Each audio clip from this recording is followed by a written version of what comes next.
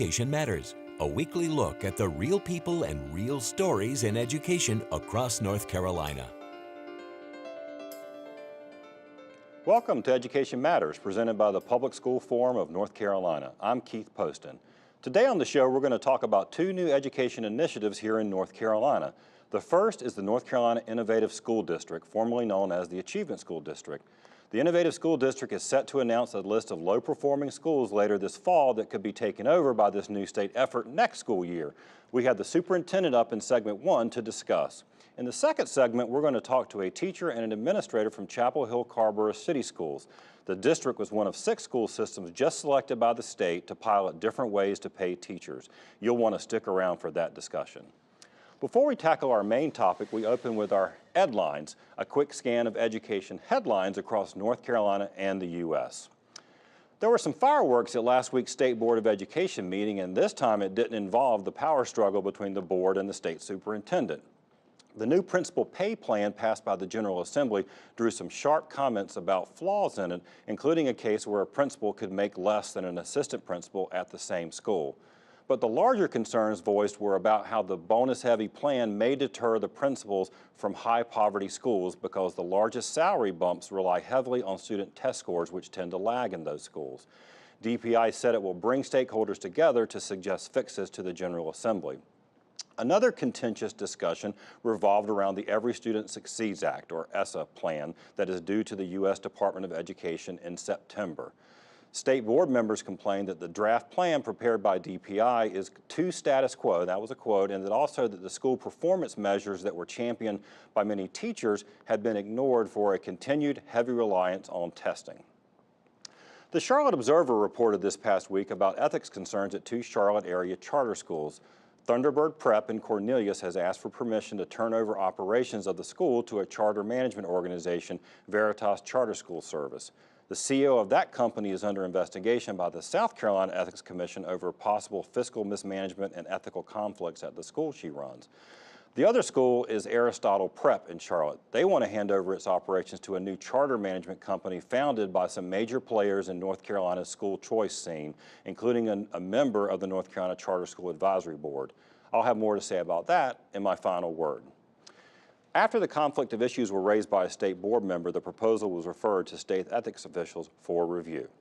Finally, a new report is out on North Carolina's private school voucher program, the Opportunity Scholarship Program. The report, developed by the Friday Institute at NC State, interviewed parents who had received vouchers to send their children to private schools. While parents did express great satisfaction with their new school, they cited difficulty in meeting the financial obligations above the $4,200 voucher, which at some schools can be more than $10,000, factoring in transporting their children to the school, buying meals and uniforms, application fees, and activity fees. Private schools participating in the program did report to the Friday Institute that the program has helped them offset operating costs and reduce expenses for students already attending their schools, and the program has been credited with helping reverse years of declining enrollment in the state's private schools. Remember, you can visit the Public School Forum's website at ncforum.org, click on Education Matters, and read more about each of these headlines as well as other topics we cover each week. As I said at the top of the show, we're going to talk about a new education initiative created by the General Assembly last year. It was called the Achievement School District then, now it's known as the Innovative School District. And who better to help us understand what this is all about than the superintendent of that district, Dr. Eric Hall. Eric, thanks so much for being here today. Appreciate the opportunity, Keith. All right, so you didn't create the Innovative School District. It was created by the General Assembly in 2016, but you were hired this year to run it. So, you know, a lot of our viewers, I'm sure, haven't been following this legislation and the plan. So I guess first, just describe for us, what is it? I mean, what is the Innovative School District and what's it going to do? So as you mentioned, it was created in 2016 by our General Assembly, and ultimately it was designed to help improve some of our lowest performing schools in the state. You know, my job in the district, our task is really going in and partnering with schools that are low performing, partnering with communities, and together trying to find some creative, innovative conditions to help drive student outcomes. One of those strategies could include partnering with a charter management organization or an education management organization to partner with one of those schools in that local community for a period of 5 years under contract, and with some high expectations on what we need to do to drive outcomes, but monitoring that contract to ensure that they are being a good partner not only with the local school system, but also with that local community so that we're driving good, strong outcomes for the students in that school. Another strategy is an innovation zone, which is something I'm personally very thrilled about. And we look at some of the other models around the country. Tennessee is one that has come up quite often. We've seen some great outcomes in these innovation zone strategies. It's where you take a group of low-performing schools in a district, you bring them together almost like a school district within a district. Bringing those schools together, you put a team in place that's going to support those schools, and together my hope is that by having that charter management organization in partnership in that local community, that we can go back to some of the original intent of charter schools. How do we share innovation with public schools to drive improved outcomes? Right. In the innovation zone, something that a lot of people don't know, they hear that word, they don't know what that means. It means that not only are we going to bring these schools together to kind of create, again, that district and a district model, we're going to be able to provide them with opportunities to have some flexibility in how they approach their staffing models, their calendar, their bell schedule.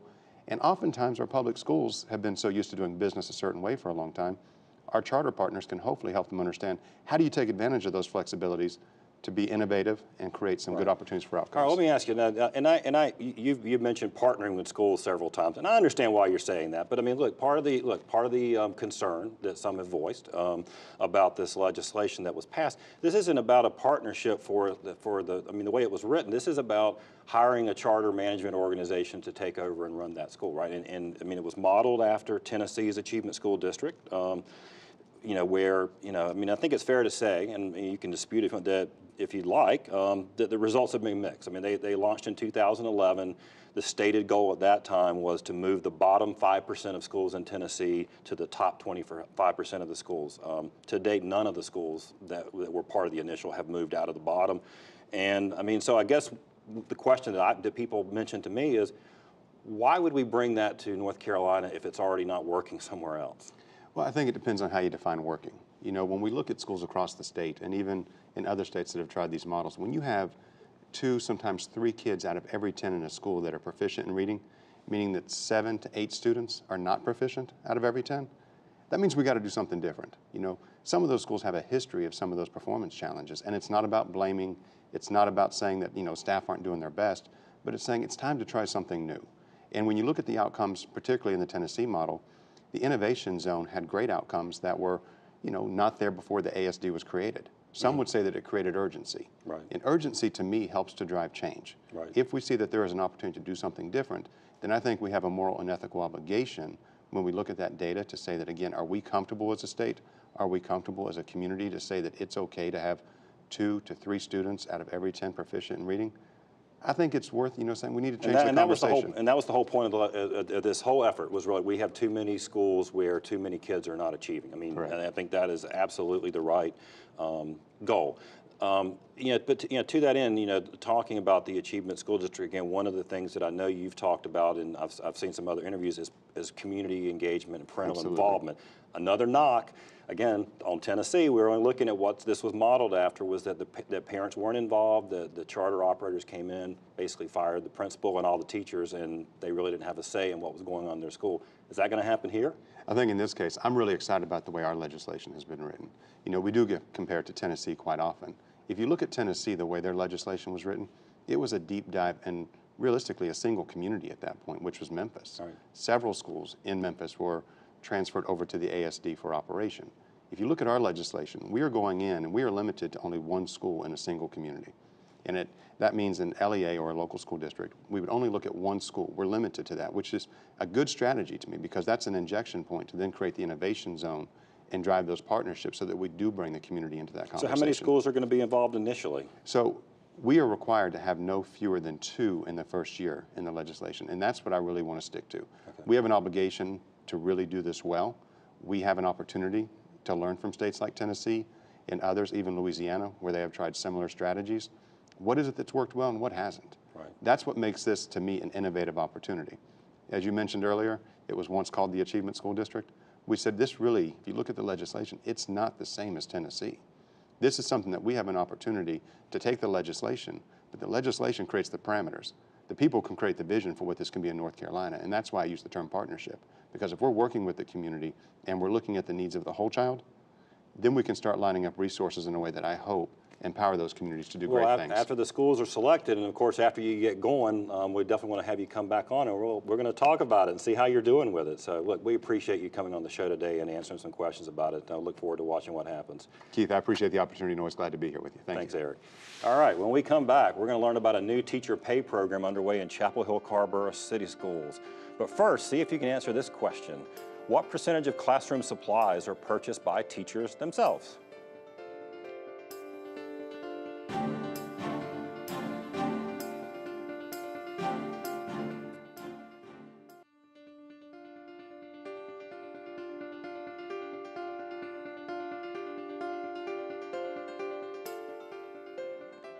Welcome back to Education Matters. Did you correctly answer D? According to Education Week, 2/3 of all classroom supplies are purchased by the teachers themselves. Maybe that's why the governor was out doing a roadshow this week asking people to donate school supplies. Last week, the State Board of Education approved a plan to provide up to $10.2 million over the next 3 years to 6 school systems to test alternative models for paying teachers. The counties are Chapel Hill Carrboro, Charlotte-Mecklenburg, Edgecombe, Pitt, Vance, and Washington County school systems. Today, we're going to hear from one of those, Chapel Hill Carrboro, about what they are doing, and we are honored to have 2 great guests from the schools. We have here Courtney Sears. Courtney is a teacher at Ephesus Elementary in Chapel Hill. Ephesus, I got that right. And Dr. Philip Holmes. Dr. Holmes is the director of Project Advance, which you're going to learn what Project Advance is on the show today. Now, the districts selected are using different options to differentiate pay for teachers. I mean, it's really about differentiating pay for teachers, and they cover the waterfront, but it's everything from taking on advanced leadership positions in the school to measuring school performance to see how the teachers are doing. Tell me about Project Advance. What is your approach? How does it work? Sure. Thanks, Keith. Project Advance is a differentiated pay scale that's based on teachers moving up through levels of professional learning. What we try and do is base the differentiation of pay based on the knowledge and skills that teachers gain throughout their career. And so there are 4 levels. Everyone comes in at what we call the learn level. They work towards completing the learn level. At that point, they would move up to the grow level and receive a salary differential increase. Once they receive that increases into their salary for the remainder of their career with the Chapel Hill Carrboro City Schools. And they have the opportunity to move through 4 levels throughout the course of their career. Now, is it just for beginning teachers to start out as they're becoming new to the profession? No, it's actually when we began our first year of implementation this year. We implemented with almost all of our certified staff. There are a few position types, such as athletic directors and occupational therapists and physical therapists, that are not part of the program. But all of our certified staff are part of the program. Right. All right. Well, speaking of certified teachers, Courtney Sears, I always like that when I have a teacher on. Thank you for what you do every day for our kids. We appreciate you. My pleasure. So do you think this program is attractive, will be attractive to more teachers in Chapel Hill? I think so. There are 2 issues with pay in North Carolina. One of them is that teachers are underpaid, but the other issue is that there's not a career ladder for teachers. So I'll be starting my 19th year of teaching in the fall, and I've had the same title for the entire 19 years. Even though I've grown as a teacher, my practice has improved, and I've taken on additional leadership roles at the school and in the state. And so what Project Advance really gets at is how do we differentiate pay for teachers as leaders, as mentors, as people who contribute to the school without leaving the classroom. That's where I love to be. Which is because that's where you want to be, and that's where North Carolina wants you to be. We want you to be, and we want our best teachers in the classroom. But teachers, like any other profession, you're looking for, professional development and advancement, opportunities to earn more money. So these things are, I guess, built into this project. They are, and what's appealing about Project Advance is that it really allows every teacher to grow professionally and to take a personalized approach. So while there are some courses and some types of professional development that we all do as a staff, there are other things that we can do that appeal to our unique interests, our strengths, and areas that we want to improve in. Right. Well, Dr. Holmes, I think you've got a good salesperson here to go talk to some other teachers about this program. Absolutely. Now, how were the components selected? I was interested in this. data literacy, content, instruction, and diverse populations. Yes, so there are 4 core competencies, and all of our professional learning will fall into those 4 core competencies. Those competencies were selected because they both align with our long-range plan and the goals we have for all of our students in our district, and because they align to the teacher evaluation.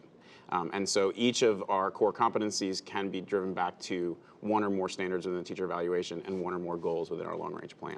Now, this just started, so it's about a year old, right?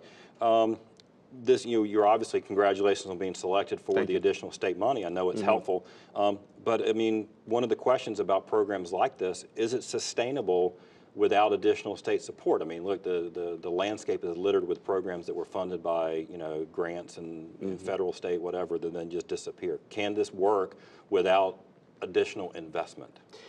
Our modeling, we've been planning for 2 years, and in our modeling, we do have a sustainability within the local dollars available to us using money we currently use to pay local supplements. Okay. As we transition from our old model local supplement, which had increases throughout a career based on years of experience, and we transition to a base rate, which is higher than the old base rate, and then the increases in local supplement are based on salary differential. Right. Our current employees are actually eligible for both. Right.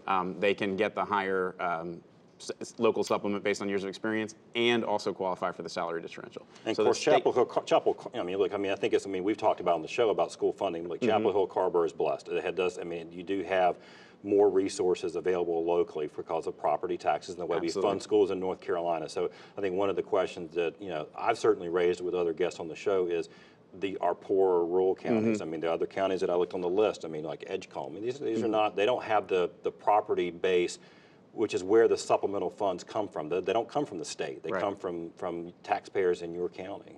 Well, I think one of the reasons why it's really important for Chapel Hill Carrboro, for our district to be out in front with this, is because we do have the ability to set up the structures using our local resources that we are very lucky to have and very thankful to our local community for support for providing.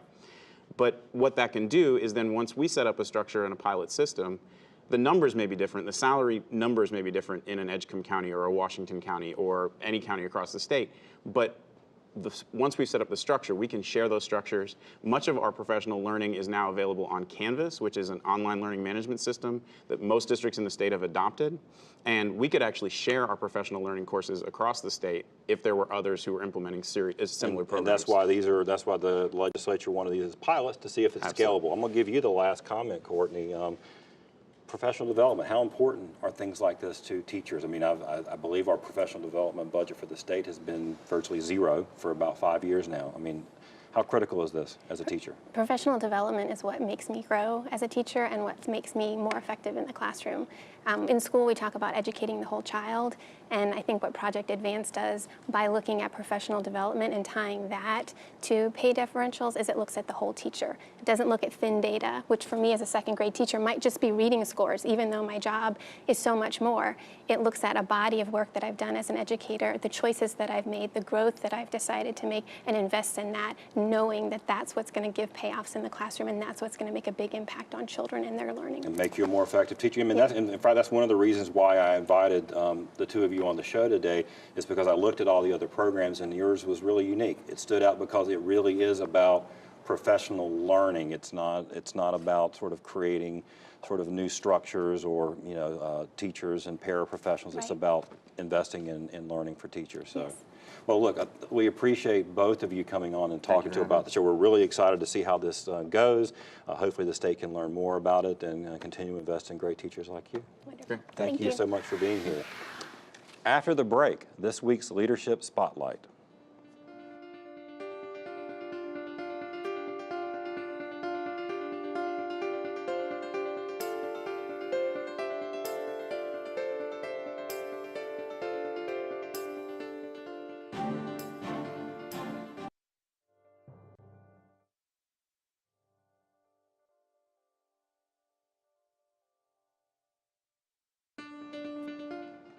Each week, Education Matters spotlights individuals demonstrating exceptional leadership in education in North Carolina based on nominations from you.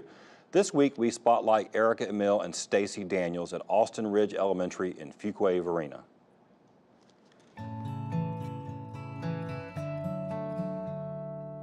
Our school does very well with proficiency, but we want for all of our students, from our high students to our students who need a little more support, we want them all to grow. Meeting the children where they are, at their particular levels, wherever they are, because they're all individuals. Each child needs to be reached where they are and grow from there.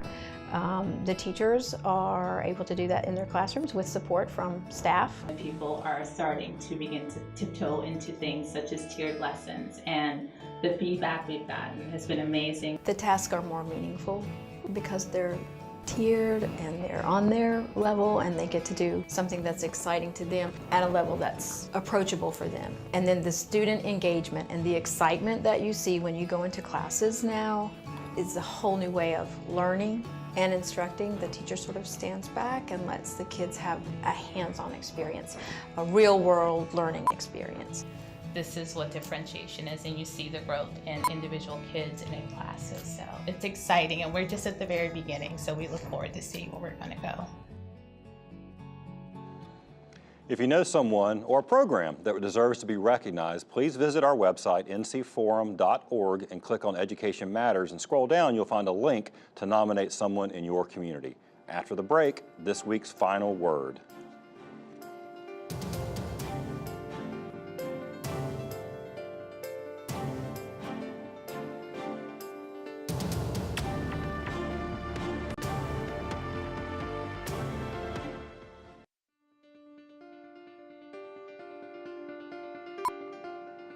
One of the stories I shared during the Edline segment at the top of the show came from some excellent reporting by Ann Helms at the Charlotte Observer.